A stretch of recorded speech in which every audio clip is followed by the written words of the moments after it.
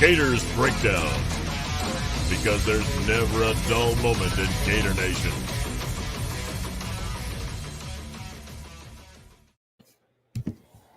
The Gators Breakdown podcast is ready to go. I'm your host, David Waters, and you can find me on Twitter at GatorDave_SEC, joining you today after Florida defeats Missouri 41-17 and an incredible bounce-back performance for the defense. Offense eventually finds its way, and we'll talk about it here on Gators Breakdown with Nick De La Torre from Gator Country and Graham Hall from the Gainesville Sun. Guys, first time in 3 weeks. We had a Gator game to cover on Halloween night in the swamp there, and certainly a fun game to watch from the Florida side. But I'm happy for that extra hour we got back because I certainly needed it.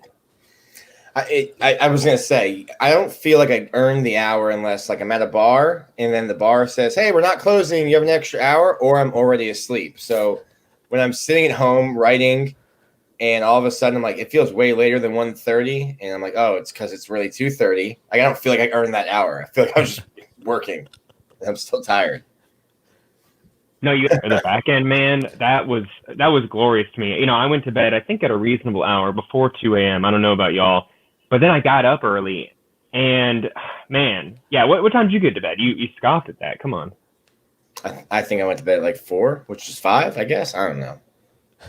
I drove back from. I can't do that. I don't know if you were watching the game, Graham, but there was some stuff that happened during the game, so I didn't really write about football. Even start about writing about football until like 1:30 in the morning.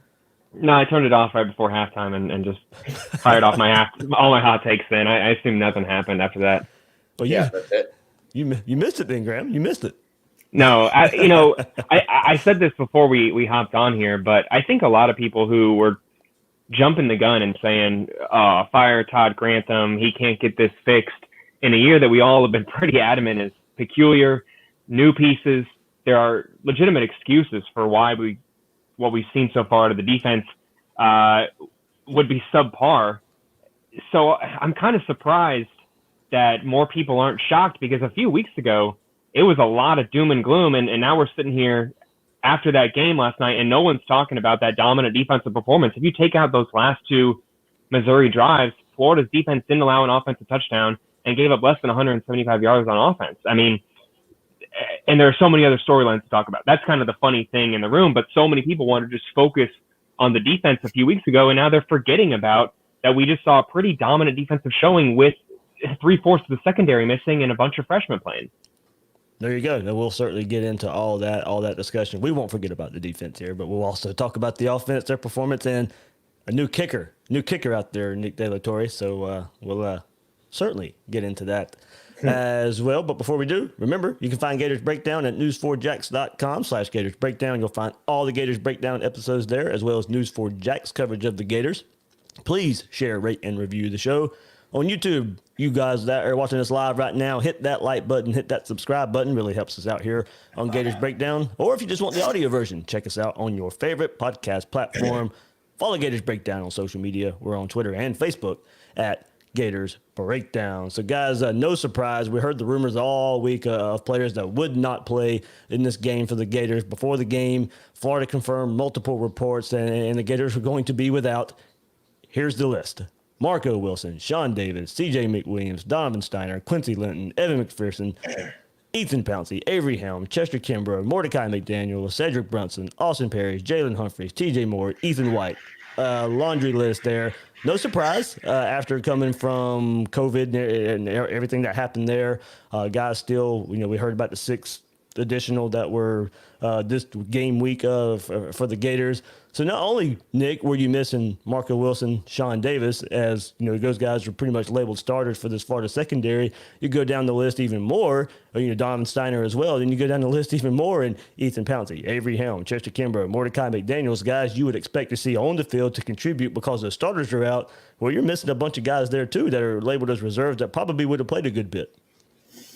Yeah, I mean, kind of like Graham said, you're missing three quarters. And I remember somebody asked me before the game, he's like, hey, are all these, are the guys sick or are they down there? I'm like, no, there are enough defensive backs that they can maybe have their own, pickup basketball game. There's like nine defensive backs on the field before the game. To me, I thought going into the game, I was like, all right, there's two outcomes. Florida comes out and they play really well and they rally around each other and they think, we had this crazy thing that happened and we're going to use this motivation and have an inspired game. I was like, or they're going to look like a team that didn't play football for 2 weeks and was battling a virus that attacks your respiratory system. And I thought the latter would probably be true. But that's certainly not the case. And I mean, you look at guys like Rashad Torrance, 4 tackles last night, the way he played, Brad Stewart. I think Brad Stewart was probably the key to all of that in the secondary, just being able to play that star position, played some safety last night. And then obviously getting Kyrie Campbell back. Kyrie Campbell is not Aaron Donald, but you saw just what we talked about the last Gators breakdown was putting Kyrie Campbell in allows you to put Zach Carter where Zach Carter should be and allows you to put Brenton Cox where Brenton Cox should be. And Brenton Cox finally looked like the 5-star that earned the number 1 jersey that everyone was talking about all offseason. I think even that, I don't know. I don't think it's like a true coming out party, but that's what we expected Brenton Cox to look like. And I think it's all just because you insert Kyrie Campbell into the line and now you have guys playing where they're supposed to be playing. Yeah, Graham, and going to one of Nick's points there, a lot of the last couple of weeks since we've had some time to pretty much dissect this Gators football team is, hey, maybe all this versatility Florida has hurts them. But going to kind of Nick's point there, you had somebody like Brad Stewart actually take advantage of that versatility and that athleticism that he brings to the table, playing multiple positions and doing it well when Florida really couldn't afford any more injuries, couldn't afford guys playing bad. Everybody in that secondary needed to step up, and that versatility, at least for one player there, helped out a lot. Yeah, I think you could make an argument that the cross-training definitely is much, I don't want to say easier in the secondary, because I think when you've looked at the star position and guys who've made that transition from corner to nickel and vice versa in a sense, that it necessarily isn't easier. It's much more complicated. But what we had seen the first few weeks of guys who had maybe played rush end through their first couple of years of Florida and then were have to be playing more inside like Zach Carter, that was less successful for Florida than getting a guy back like Kyrie Campbell.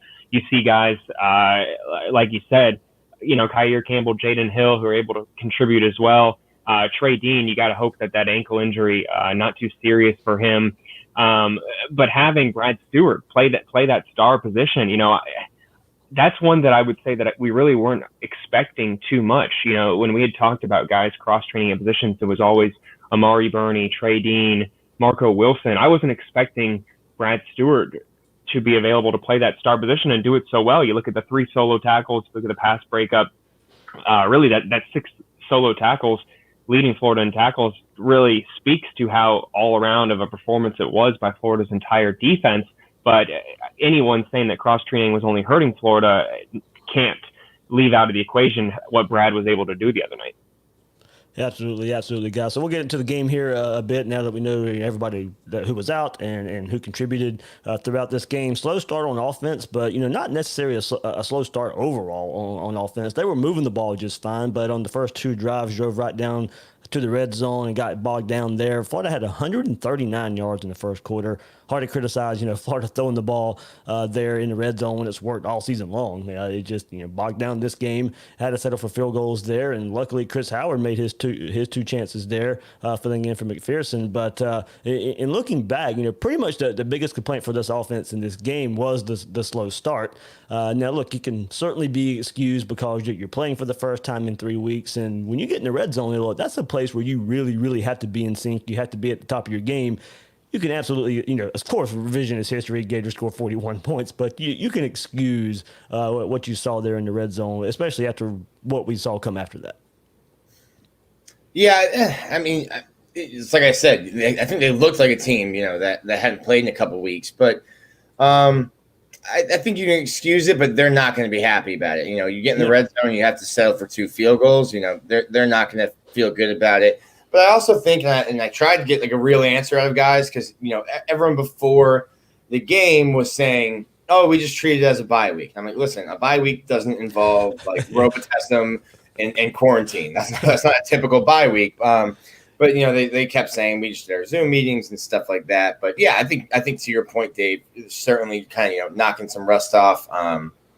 The third drive, the interception, I think that was just a breakdown from the offensive line, and Trask kind of gets hit and has to rush a throw, gets tipped, but then punt. So it certainly was a 2 field goals, an interception, 2 punts. That's not a great start to the game for the offense. An offense that ends up scoring 41. But we also know, with good reason, I think, you want to use the term revisionist history. I think that's fair in this case, more so than any other cases, because you look at the previous week. I don't want to say that, I don't want to use that L word and say that anyone was lying, but I think in this case, you certainly have a coaching staff that has to minimize how much information they can really give out about the ramping up process so that they don't tip the hand to how much of a disadvantage they may possibly have. You have Dan Mullen, before running into the halftime tunnel, saying we didn't really have an offensive line until Wednesday. You have, I guess, speculation that maybe a lot of your offense wasn't even able to practice for the first 2 days whatsoever. I don't want to go into too much, but this wasn't something where guys just were waiting necessarily to get back on the field. You use the term bye week. Yeah, they didn't really have a time to relax, decompress. It was a lot of stress and anxiety about, okay, when am I going to be okay? When am I going to get back on the field? When am I going to have a chance to practice again? And yeah, so that shocked me when you consider all those things. Yeah, we can play revisionist history and say, well, of course they're Heisman candidate offensive playmakers, and Kyle Pitts and Kyle Trask didn't miss a beat, and of course Kadarius Toney continued as usual. But when you really think about it, how little opportunities they had to practice.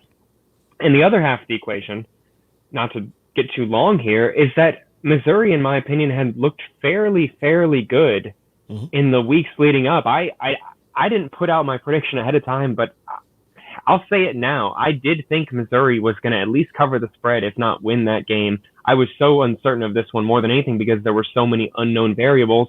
And you look at the fact that Tigers team put up more than 400 yards of offense against Kentucky, who has looked decent this year. I would say better than some of the other teams on Florida. I would say better than Texas A&M. Let me say that. I would say Kentucky's defense has looked better than Florida's defense.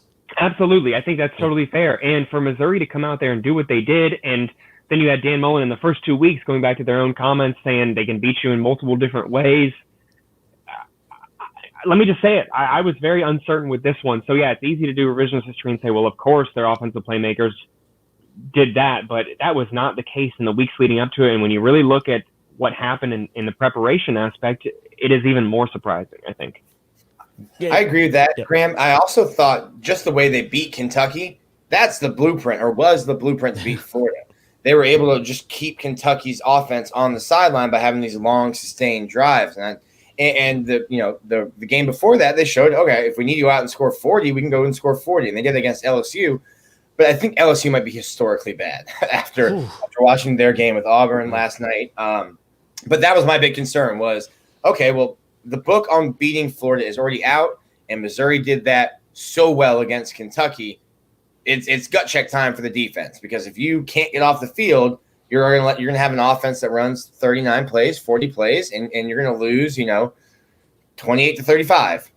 Yeah, and part of that was, Florida had all these guys in the secondary missing, and I've heard a lot of Missouri people talking like, why aren't they targeting these Florida DBs? And I think a lot of it was Florida was able to shut down the run game early. I think Missouri knew their game plan. Nick, going to your point, their game plan was to control the clock, keep the Florida offense on the field. It didn't matter if Florida was missing defenders on the back end. They wanted to control the clock. They didn't want to go throw the ball, no matter who Florida was lining up out there. So that was part of their game plan. And one more thing about the maybe slow start for the offensive line there. I mean, look, this was the most, Nick, as you laid out there, it was field goal, interception, punt.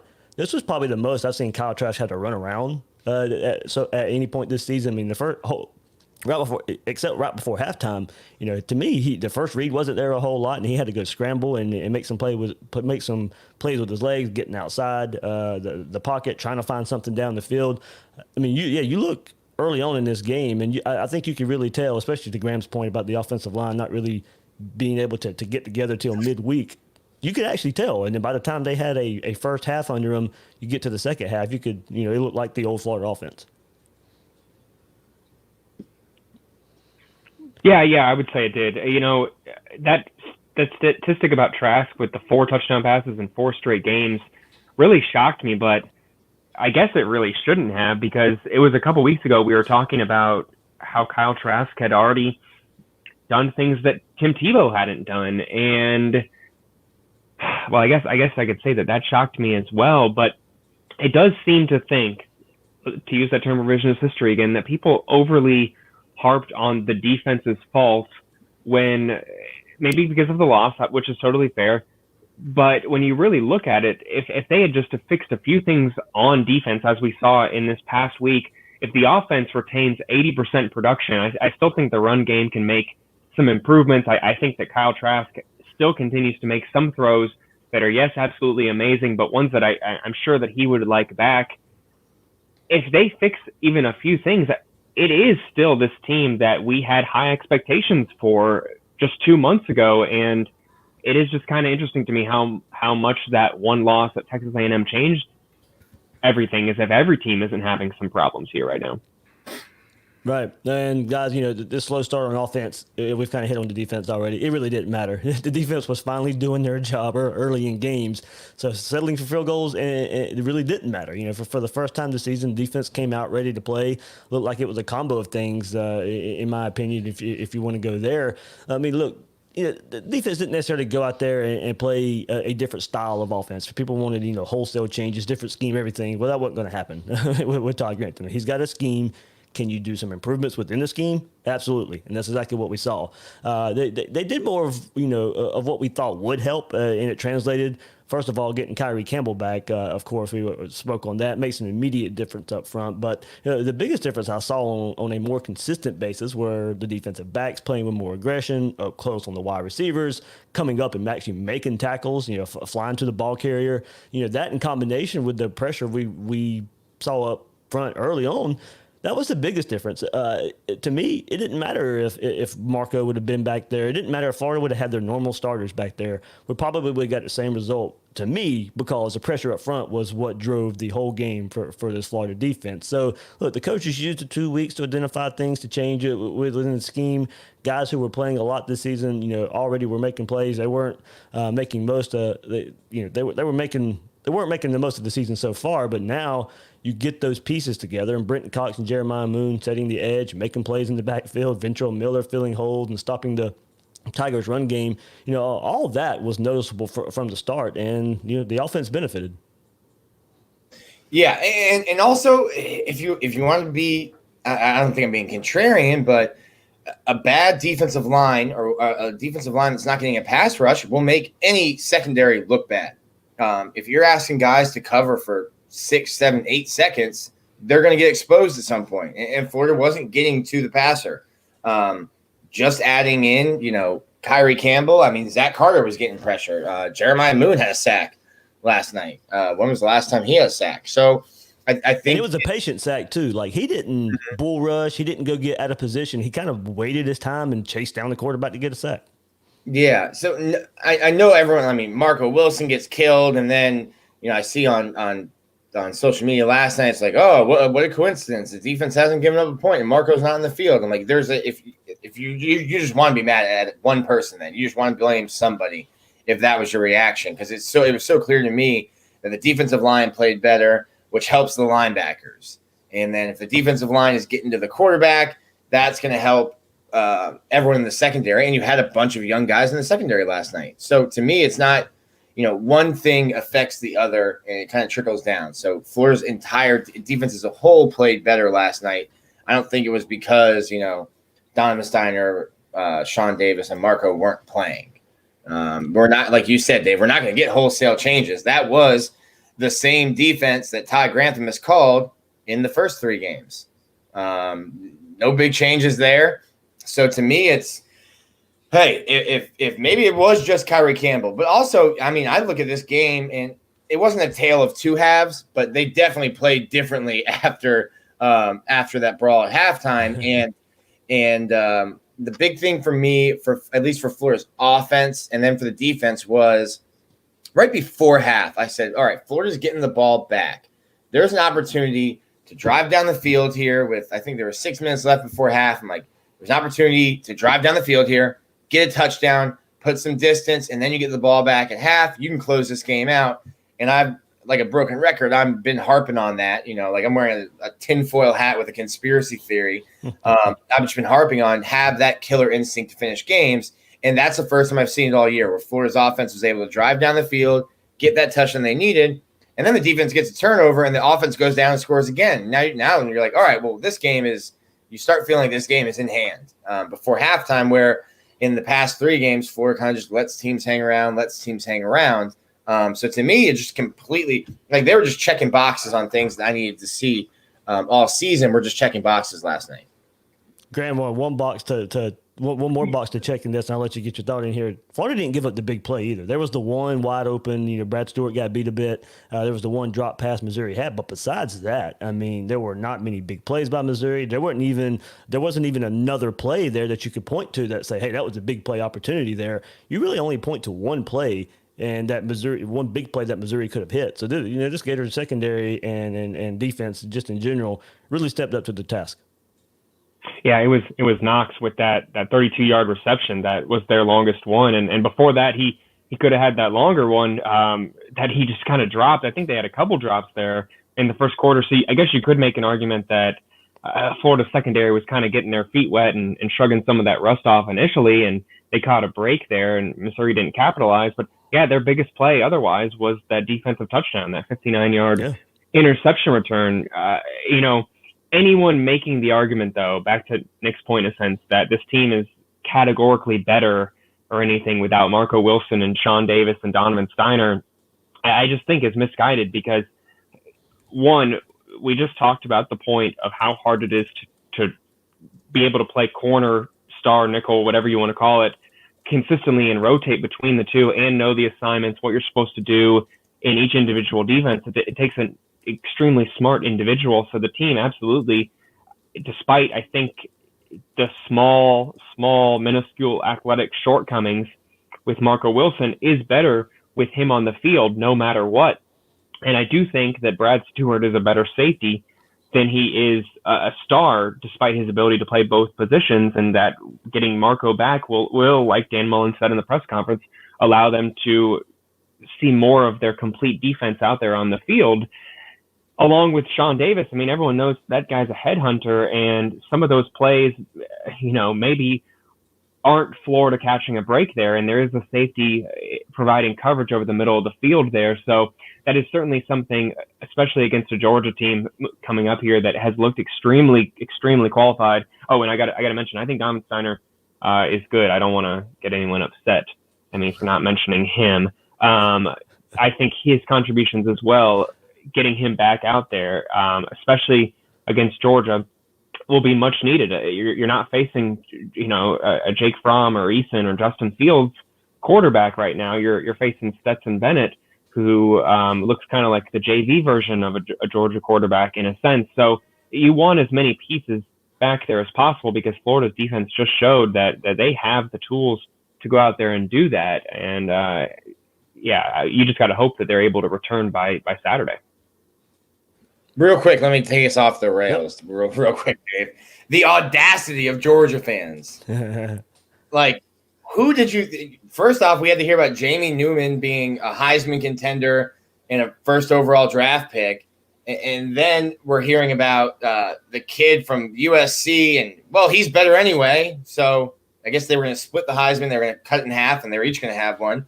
And then you get some this kid who, no offense to him, he's not a good SEC quarterback, and you're kind of winning despite him.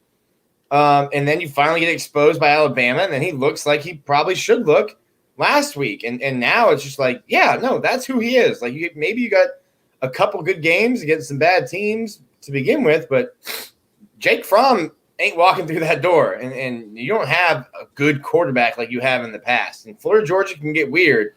But this is certainly the worst quarterback for Georgia that Florida will see in some years. And look, let me say one more thing. I got to say one more thing real quick. Yeah.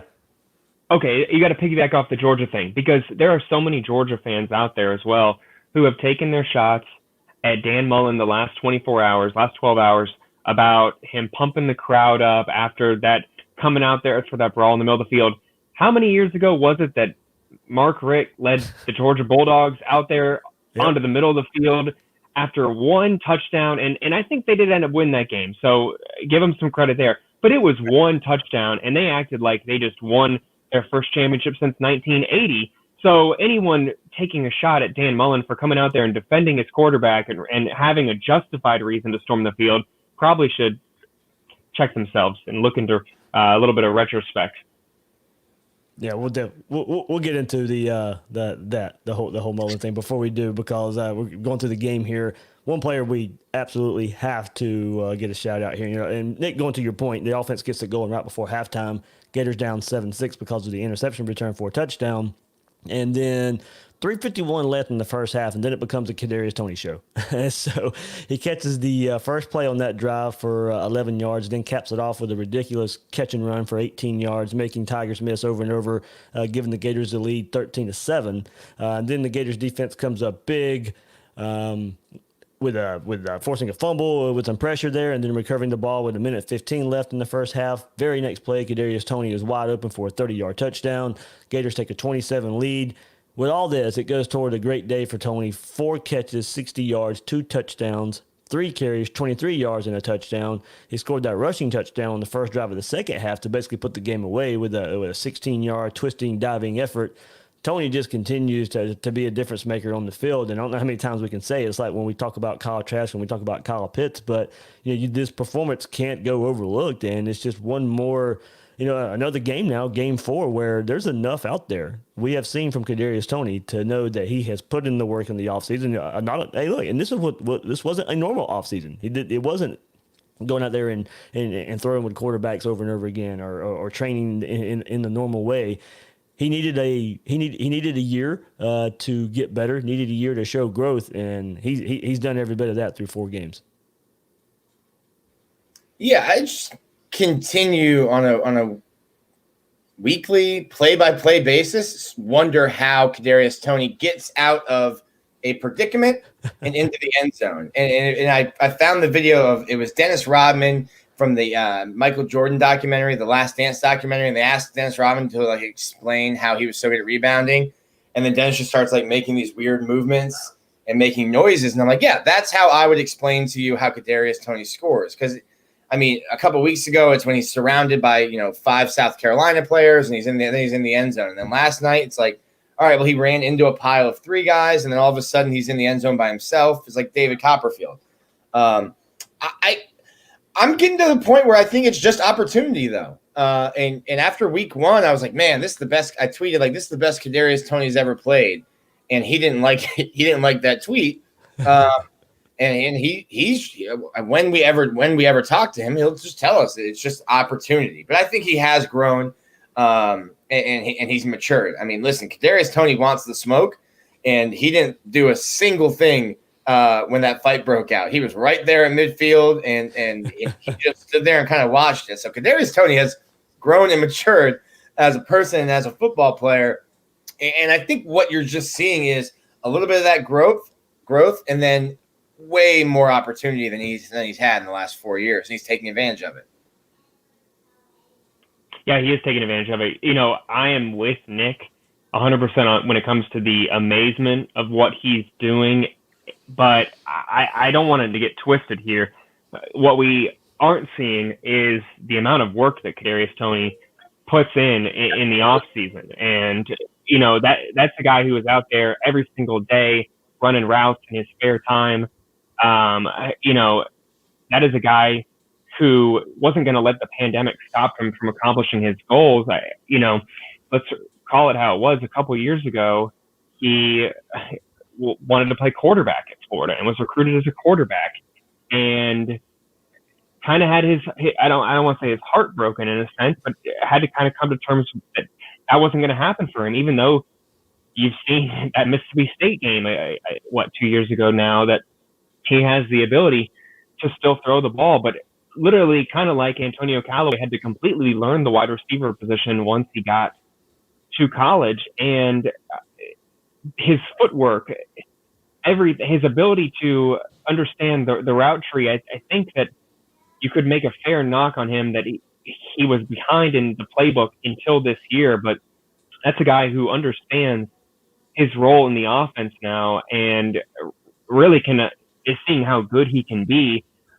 And I do think we kind of take it for granted because so much of it is natural. Because when you factor in the quarterback ability, how fast he is at multiple positions, the term Percy Harvin is just thrown around as if, oh, this is just another guy who's blessed with insane athletic ability. But let's not minimize how much work goes into making that happen. And I'm not saying you were doing that, Nick, whatsoever, but I think that you have to see that, yeah. And again, the maturity.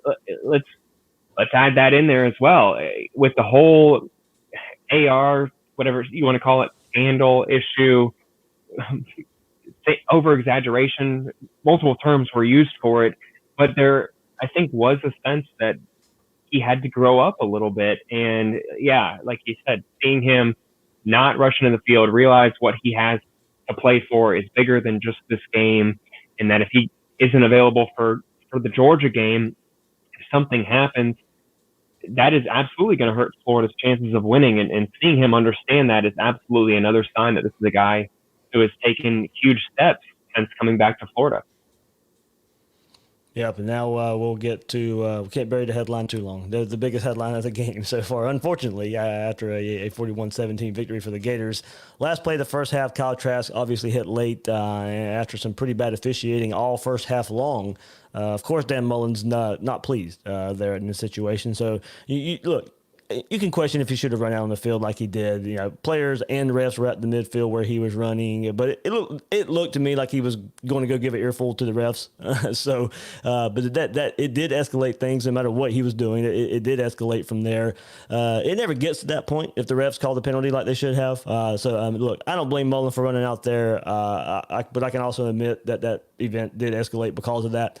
The fight breaks out. Zachary Carter, Antoine Powell get ejected for the rest of the game. We'll see if more suspensions happen after the SEC reviews the incident here. Guys, it certainly wasn't a good look for college football. It blew up. Of course, now we've kind of already discussed, rivals, of course, are going to take their shots, especially Georgia coming up this week with that game happening. Missouri fans, of course, aren't happy about it and Mullen going out there. Of course, a lot of people go out there think that Mullen was charging after a player and giving the player that hit Trask an earful or whatever.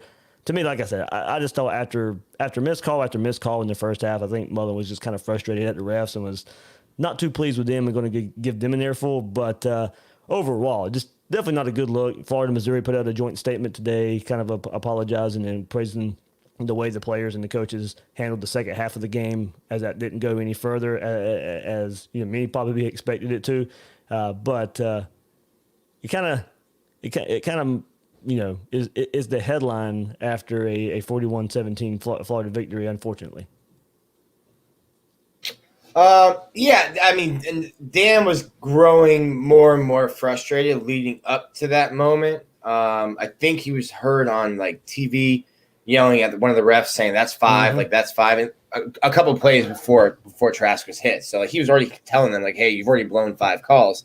He was mad before that. I don't know if I believe or don't believe if Dan says he didn't see the hit on Trask, but saw like the reaction and then was told on the sideline. Listen, Dan running the way he did to midfield as passionately and as angry as he was, 1,000% escalated the situation. But if I'm on a team, and I think a lot of the outrage comes from maybe people who haven't played organized sports or are too far removed from it. If I'm on a football team and my quarterback gets hit and I don't have an offensive lineman, shove, push, do something, stick up for the quarterback, I don't want that a guy playing. You need to stick up for your teammate. If you think he got hit late, got hit high, that's what you do. I think Dan running onto the field escalated it. But like I said, it wasn't just one thing. He was already mad from a bunch of plays that had kind of built up to that point. Did he escalate it? Yes. Do I think it's a bad look? Yes. But I think it's a bad look because Dan's kind of stuck his foot in his mouth for the last 3 weeks. And then everything that's happened has brought Florida football in the situation that they're in to more eyes, to more people. So like when a Washington Post political writer chimes in on what Dan Mullen is doing, is only doing that because of the national spotlight that Dan's comments and then Florida getting, an outbreak of COVID have brought it to a point where you're getting political writers even, putting Florida football on that radar. So now you have people who don't really know Dan, don't really know Florida football, don't really know the situation like most fans do, and like we are talking about it, chiming in and commenting. And I think that's where, a lot of this stuff is getting blown up. It's people that shouldn't really be talking about Florida football are, because we've gotten to a weird point with some comments, and then obviously some national breaking news with COVID. So I don't think what Dan did is wrong, and I think everyone in that locker room will appreciate what he did. And I think the team looked completely different in the second half, but he definitely did escalate the situation. Yeah, man, I'm right there with you. I'm going to echo a lot of what you had to say. Let me say first off, though, that Washington Post reporter, two-time Missouri grad, right there in his bio. So a little bit of bias there. Got to say that. But yeah, absolutely. Everything that context matters. Let me start by saying that. And everything that Dan Mullen has faced in the public sphere in terms of criticism and comments is he's brought that on himself. I think that we can all agree that he has commentated and spoken his opinion for several years. You can go back to when he tweeted out in July of 2016 while at Mississippi State a pro RNC message. No one told him to stick to sports at the time. He spoke up. We knew certain things behind the scenes during the summer, during workouts, during the George Floyd protests that flew in the face of, I think, the message that his team was trying to send. And even recently, he has had no problem commentating on public health policy, so much so that Florida Athletic Director Scott Strickland spoke up and said, Dr. Mike Luzardo said, well, if Dan knows so much about public health policy, can I call plays? And Strickland said, well, we're going to let Dan focus on calling plays from now on. And you still have comments that have drawn the ire of people outside. So seeing a brawl, if you want to call it that, a skirmish, whatever you want to call it. Nick, I think your opinion on this is so relevant because you are a huge fan of a sport, baseball, that sees the dugouts clear all the time and people don't even bat an eye, and managers scream at officials, swap spit within 6 inches away from each other, and people are like, oh, that's pretty badass. Like, so for Dan Mullen to face some criticism when a sport, and you can add in hockey and other sports, so many other sports get away with glorifying brawls in a sense, it does seem kind of disingenuous, and I understand why he would not like that. But like I said, context matters. You have to remember that he said some comments that make him seem ignorant of the pandemic at best, and possibly, I don't want to get into what it makes him seem at worst. But so seeing 100+ people meet at midfield brawling when many people already think this guy has no regard for the safety of the public and his own players possibly, I think reaffirmed those negative beliefs in many people's eyes, that this is a guy who is not thinking of the bigger picture. But it's an interesting situation. I think that everyone inside the locker room, like you said, Nick, agreed with what he did. And I did too. Once I saw the hit on Trask, many people said it wasn't targeting because he didn't lead with the crown of the helmet. I don't care what you want to call it. He went for his face and charged up 3 seconds after Trask had unloaded the football. Absolutely, it was a cheap shot, no matter what you want to call it. And if Dan Mullen had not run out there to defend his quarterback, so many people would have been saying, this guy says he's a developer of quarterbacks. Well, he just let his guy take his second cheap shot in the last 15 games. Remember the Cash Daniel incident a year ago? You know, there was a reason I put out that stat that said Florida's 45-16 in outscoring opponents after the halftime when Dan Mullen gets mad at halftime, going back to that Vanderbilt game, because absolutely you can make an argument that players are a little bit more inspired to play in the second half when they see their coach willing to sacrifice his reputation, paycheck, whatever you want to call it, for defending, for doing the job that the officials should be doing. I'll leave it at that. Yeah, I think it just goes to what I said. I have no problem. Listen, you're playing a game where you're hitting people. Like a lot of stuff that happens on a football field would get you arrested, and it's a game that we love. It's a violent game, and you're going to have tempers that run hot.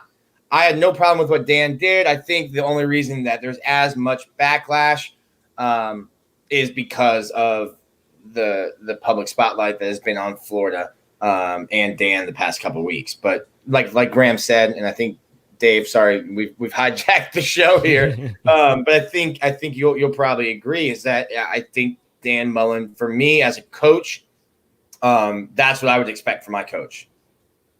Oh yeah, like I said, like I've always said, for me, I'm a fan first. A fan of me, I no problem with it at all. I just knew it was going to blow up outside of Florida. You knew everybody else was going to jump on board and say, oh, starting with COVID a couple of weeks ago and then up to this point as well, people were just waiting to take another shot at Dan Mullen, and that's exactly what's happening out there. But no problem whatsoever. As I said, I completely understood it because I knew he was ticked. I was watching him pretty much on the sideline. That every time a call that didn't go Florida's way, that should have went Florida's way, I keyed in on Dan Mullen, and I knew he was frustrated. So as soon as that hit happened, I didn't think it was going to blow up like that, but I was like, okay, going to the locker room at halftime, he's probably gonna go talk to the officials a bit, and I didn't expect him to run out there like that. But look, I'm glad he did. He was defending his players. I think his players are going to feed off of it. We'll see if it carries over to next week or anything like that, and see if Florida can build upon it like they did in the second half last week.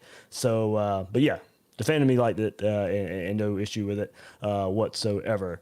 So, guys, let's get into some tweets right quick before we wrap up this episode here. So let me pull these up here and get our listener tweets. But Ryan S. at Go Gators for Life says, exceeded expectations. Offense started slow, but got its rhythm going late in the first half. Can't say enough about the way our defense responded to adversity it faced the past 3 weeks. Trask looked awesome. Overall, great win. Bring on Georgia. Deontay Mack says, can't express enough how refreshing it was to see our defense show up. I believe we have championship depth if everyone is allowed to play in their natural positions consistently. Cox looks like a 5-star, so does Kadarius Toney. Calvin Felix says, here's a question for us, guys, that we'll have to wait till next week, but we can kind of give our thoughts here. Will our defense continue? This is from Calvin Felix, by the way. Will our defense continue with how it left off against Missouri, or will it revert back to what we saw against Texas A&M? Grantham always gets his criticism in big games like Georgia. So, of course, we're going to have to wait till we see what happens next week with Florida and Georgia. Last couple weeks, and Florida going into that game, and Todd Grantham has pretty much laid an egg. Last year, overall defense wasn't bad. Situational defense was bad, not being able to get off the field on third down. So we'll see what continues as these two teams meet next week. But yeah, what are we going to see? Is it going to look like the defense from the first 3 games, or is it going to look like the defense from what we saw yesterday? So you hope everything that they identified these last couple of weeks, you hope that's what carries over to the Georgia game. Yeah, so is this a one-off Gator defense that we saw, or is this the Gator defense? And I think, you're going to get some guys back and you'll see different players in, but Florida certainly created depth, and maybe I was wrong. I kind of downplayed, other than being able to put the guys in positions, I kind of downplayed Kyrie Campbell, but Florida's defense was good last night. Like you said, Dave, this is a Missouri offense that's put up 400 yards, that's put up 40 points, and you held them to 40 rushing yards. And I think that's where it really started. And Missouri came in with, the game plan, and I called it the blueprint, and Florida punched him in the face, and literally, but punched him in the face and said, hey, that plan's not going to work. What's your plan B? And Missouri's answer was, we came in with plan A. And that's what you love to see from a defense. Florida's defense showed up, shut down what they knew Missouri was going to try to do, and They didn't have another answer for it. That's the defense I want to see come out against Georgia. And I think this week is going to be, if we're talking about players being hot, you don't need any extra motivation for Florida Georgia in Jacksonville. So I'm really looking forward to this game. And maybe I'm just a prisoner of the moment, but I'm way more confident after watching Florida's defense. And that's the same Florida offense that we know is going to be there. They're going to score 40 points. I'm way more confident heading into this week than I was after Texas A&M or the previous 2 weeks heading into Florida Georgia.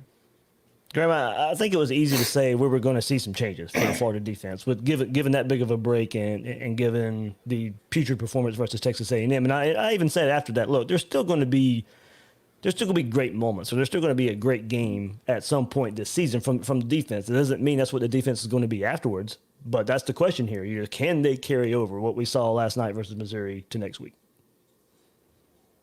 Yeah, I would think that there is less of an excuse for the defense to carry over than a possible offensive drop-off in a sense. You look at what Georgia's defense has done, I'd say that they have been more convincing than their offense by far. So if anything, I'm expecting Florida's offense to be disrupted in Jacksonville next week, which makes exactly what you're saying, a point for Todd Grantham's defense to carry over what they just did, because there should have been, if there was going to be a letdown game, it should have been against Missouri because of all the conditions, the lack of guys in the secondary, the lack of practice, the fact that Missouri is coming off of 400 offensive yards against Kentucky. That was the big game in my mind, where if you're going to see Todd Grantham not show up again, it was right there. So if you just show that you can do it against a Missouri team where the deck was stacked against you, now you're playing a Georgia team that really, if you rush 8 and make Stetson Bennett beat you, you should have a very, very good chance. And unfortunate injury news up there in Athens. So, I don't want to even factor that into the discussion as well.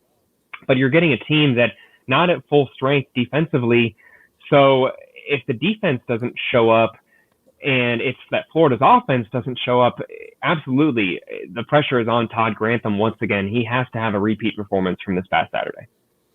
All right, more thoughts from here and a lot of features on the defense here. Kyle Humphreys, finally our defense looking like what we thought it would at the beginning of the year. Feel extremely confident going against Georgia, but we have to get over that hump.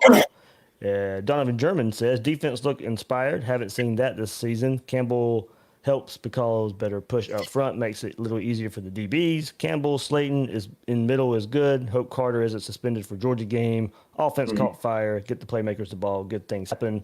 And then one more, we can kind of go through this one. TC Eagle Chomp says, Kyrie Campbell was massive in the 2018 Peach Bowl, massive in the 2019 Orange Bowl, solid throughout his whole career. No one in the media ever talked about this until he was missing this year. And the guy has been underfollowed and underappreciated. He was the difference. And it definitely is going to be interesting, guys, to kind of see how I think defense even built upon him, because look, he made, and surprisingly to me, he made big plays late in the game, and this was his first game of the season. He hasn't been conditioned like the other guys out there playing 3 games and him out there with those and having the same struggles as those guys were. This was his first game back. And I probably expected a little bit. He's probably going to be a little worn down by the time third quarter, fourth quarter gets here. But here he is late in the game making some of the biggest plays for the defense. And maybe that's just the veteran leadership. And we talk about how Kadarius Toney's matured and taking care of his body. Kyrie Campbell wasn't sitting on his couch eating donuts. Like he looked ready to go. And I always love what Chris Rumpf said. He's like, I learned at Alabama with Nick Saban. He's like, those defensive linemen, they have one gas tank, and they don't refill it at halftime. They don't refill it during the game. When those big boys are on E, he's like, they're on E for the rest of the game. And like you just said, Kyrie Campbell, not just making plays on the first drive or the first 2 drives, but making plays late in the game. And then I know we're talking about him, but I mean, like, Jaden Hill had a great game, a young player. Trevez Johnson looked really good. And you're seeing a lot of just the depth that Florida has. I'm excited about Florida's defense. And I have an email. I'm still waiting on the SEC to answer or give some clarification. I don't think they've made a decision yet on Carter and those guys. I did hear one referee expert that was on ESPN last night say, listen, if the clock is 0-0, that means you're in the second half. But I also don't know. So in terms of that suspension, we're thinking of targeting. And it's if you're ejected for targeting in the first half of the game, then you miss the second half of that game, you're good for the next week. I don't think fighting and targeting will be judged the same way. So that's what I keep trying to tell people too. Those aren't the same punishments. Right. And I think that's kind of just what we immediately go to, because it's, oh, well, you got ejected. So what's the ejection rule? Well, you got ejected for, different things. So to me, I would expect we'd have an answer by Monday. By the time we talk to Dan Mullen on Monday, I would expect an answer. Fingers crossed. But I also think this will go right to Greg Sankey's desk. It's Florida, Georgia. Obviously, the brawl, the fight's getting a lot of publicity. Does he want to come down and make a statement, or do you, I think in a fair world, I wouldn't suspend those two guys. They missed half a game already. Yeah, to me, Graham, I mean, maybe I'm looking at it through orange and blue glasses. Time served to me should probably be enough. If you were going to suspend them for the first half of next week, they just missed a half of football by getting ejected, right at halftime for this game. And then one example I brought up, you go back last year, George Pickens, Georgia wide receiver, Georgia Tech, he gets into a big one-on-one brawl against a Georgia Tech player in the third quarter of that game. He's suspended for the first half of the SEC championship game the next week. So they didn't say, okay, well, the fourth quarter in that game was enough. He's suspended for the first half of the next game as well. But this is a little different to me with two players being suspended a whole entire half already. Yeah, I think that you have Zach Carter coming out immediately after the game saying that was out of character from me. I apologize for my actions. Showing remorse right after the fact, first-time offender. I think that, time served, absolutely. I think, if anything, it's more likely that we see the SEC announce something similar to what Lane Kiffin experienced last week, where they come out and say, we're making a statement and criticizing Dan Mullen for his comments and for charging at an official. You've seen them find coaches $25,000 just for tweeting, or that a decision was poorly made by either the SEC officiating office or the officials. I wouldn't be surprised if you go back and look. They can review the tape also of what Dan Mullen yelled at the officials and whether that is deserving of a fine. I would not be surprised if that was the case come these next couple of days, because I think that would be a little bit deserved, no matter how you spin it.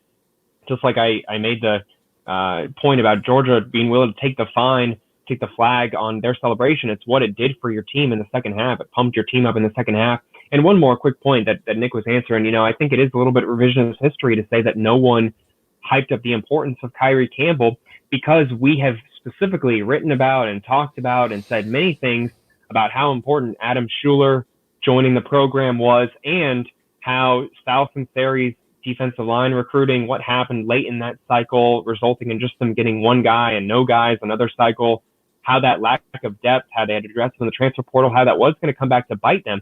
So, yeah, we say Kyrie Campbell was so important, and I'm not taking anything away from his talent, but the bigger issue is that they didn't have anyone able to step in with significant reps behind him. It was mainly freshmen behind him, or moving a guy over previously like Zachary Carter, which had a little bit of mixed results. So certainly, in my mind, revisionist history, anyone saying that, we weren't hyping up the importance of Kyrie Campbell, because you look behind him, it was a pretty scary situation if he was out. And unfortunately, that became a reality this season for Florida. Yep. All right, guys, let's wrap it up. Take a look around the SEC right quick from games that happened as well yesterday. Alabama, no problem with Mississippi State. Not, no huge surprise there at all. Florida's next opponent, of course, Georgia, struggles against Kentucky 14-3. Stetson Bennett getting passes batted down at the line of scrimmage again, getting picked off. Once again, guys, here we go. 2 years in a row, Georgia's kind of limping in to the Florida game. No bye week this time to get things kind of corrected. So we'll see where it goes from there. But Joey Gatewood makes his first start for Kentucky, and not necessarily anything going for that Kentucky offense. But the biggest story here is, Graham brought it up, Georgia is finding a ton of injuries coming off of this game. Richard LeCount was injured after the game in Athens in an unfortunate traffic accident. So sounds like he's going to be out for that game, but Georgia's still going to have to monitor a lot more injuries after they played Kentucky and won 14-3 yesterday.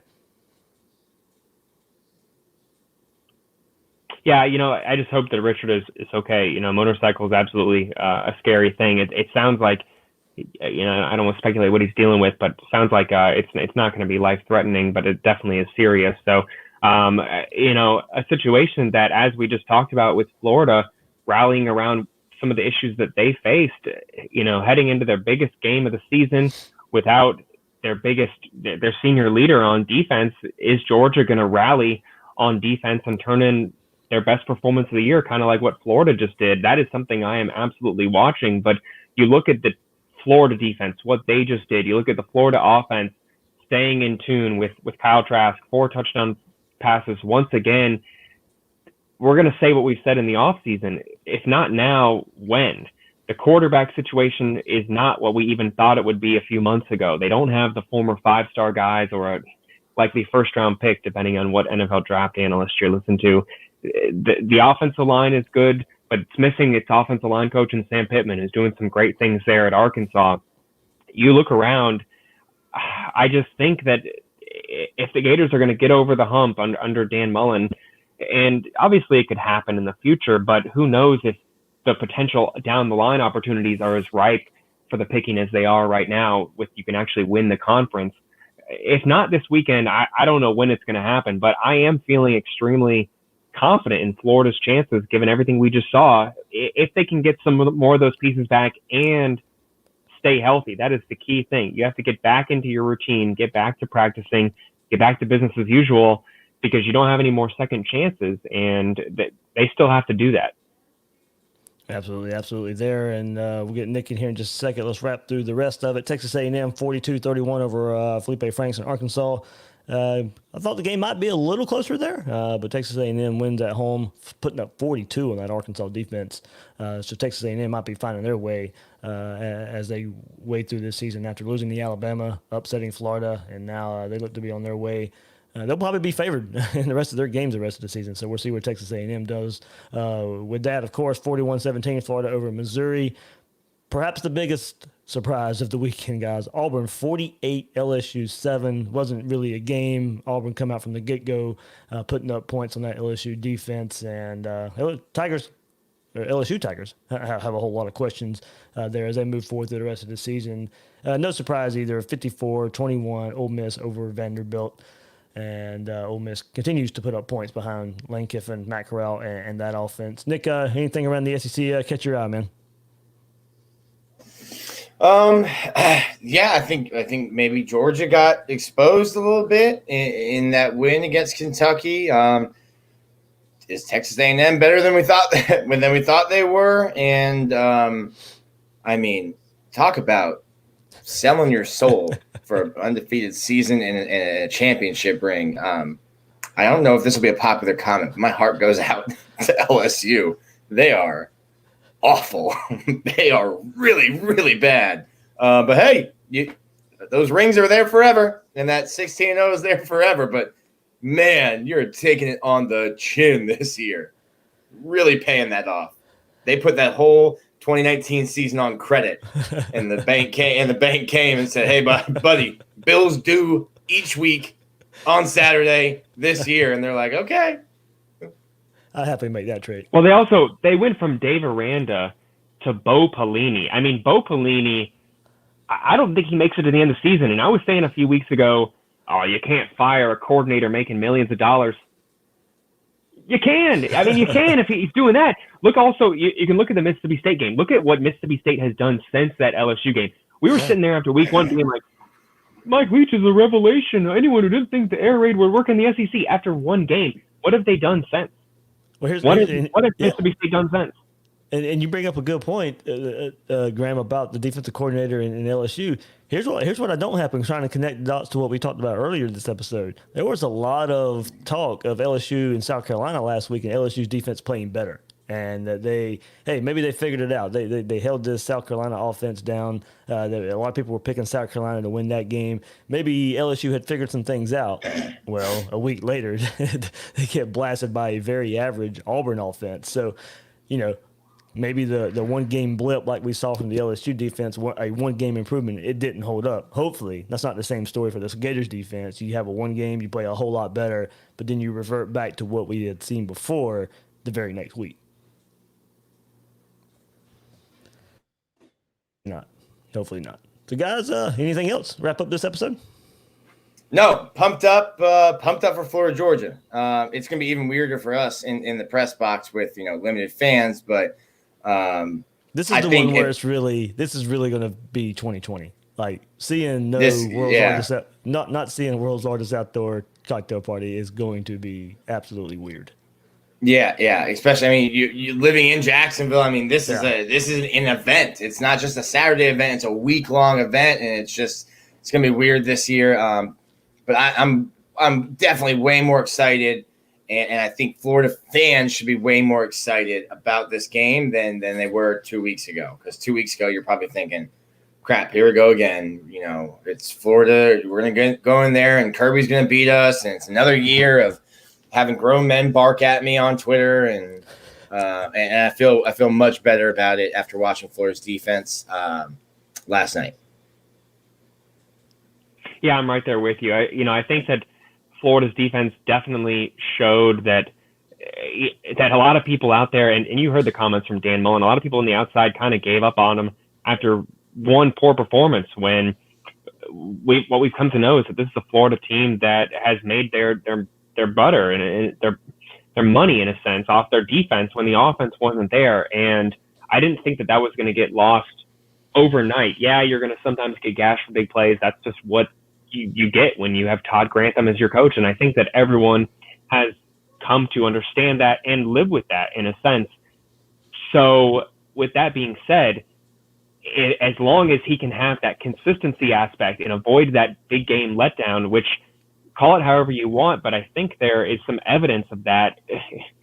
I don't want to be the one to indict him necessarily, but everyone says that, and there's a lot of proof of that in the scoreboard. So as long as they avoid that letdown and get some of these pieces back, I do think that getting Sean Davis back and Donovan Steiner back, Marco Wilson back, will absolutely help this team. If they can get them back, I think that this is the year that Florida does it. But knock on wood, in a sense, because you never know. If Stetson Bennett comes out there and he has a Jake Fromm 2019 type performance where he looks like bizarro Jake Fromm, as if he's a man possessed, as if someone told him, you're going to be drafted right after the game if you go out there and win this game, then I'm going to be like, okay, Florida's cursed.